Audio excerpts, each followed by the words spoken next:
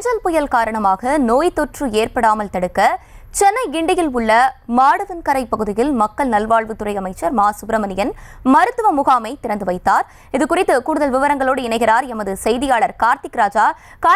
வணக்கம். தற்போது மக்கள் நல்வாழ்வுத்துறை அமைச்சர் மா சுப்பிரமணியன் திறந்து வைத்திருக்கக்கூடிய இந்த மருத்துவ முகாம்களில் என்ன மாதிரியான வசதிகள் எல்லாம் ஏற்படுத்தப்பட்டிருக்கு, அது பற்றியான விவரங்கள்?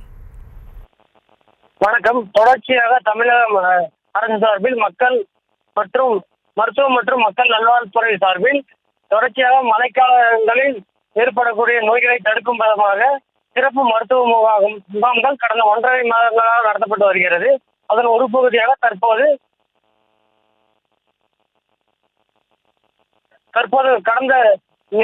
கடந்த உருவான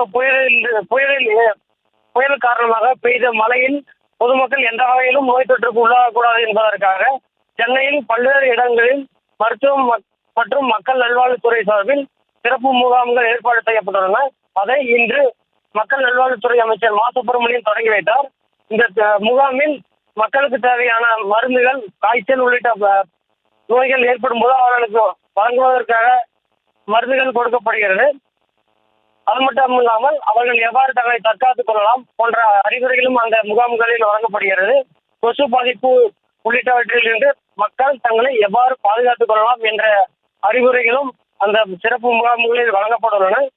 இது தொடங்கி வைத்த பிறகு செய்தியாளரை சந்தித்த மக்கள் மற்றும் மருத்துவத்துறை அமைச்சர் மா சுப்பிரமணியன் கடந்த 1.5 மாதத்தில் தமிழகம் முழுவதும் 56,707 மழைக்கால சிறப்பு மருத்துவ முகாம்கள் நடத்தப்பட்டுள்ளதாகவும் தொடர்ச்சியாக இந்த வடகிழக்கு பருவமழை முடியும் வரை பல்வேறு இடங்களில் சிறப்பு முகாம்கள் நடத்தப்பட உள்ளதாகவும் குறிப்பிட்டார்.